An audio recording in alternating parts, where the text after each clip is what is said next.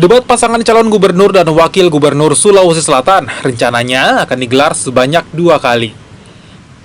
KPU Sulsel sejauh ini menetapkan jadwal debat, masing-masing tanggal 28 Oktober dan 10 November 2024. Wacana debat hanya 2 kali ini dilakukan mengingat waktu pelaksanaan kampanye yang terbatas.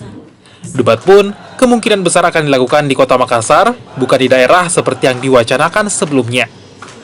Ini kami akan diskusikan sama paslon, karena kan di PKPU itu disebutkan paling banyak 3.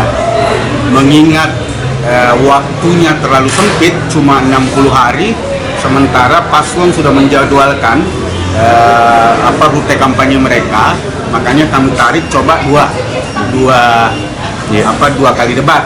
Itu pun nanti hari Rabu ya, hari Rabu depan kami akan diskusikan sama paslon bersama Bawaslu terkait dengan opsi yang kami sampaikan untuk jadwal debat itu 2 kali. Untuk materi debat, KPU Sulsel merujuk kepada PKPU, yakni mengenai pembangunan daerah dan juga kesinambungan visi misi dengan rencana pembangunan jangka menengah daerah.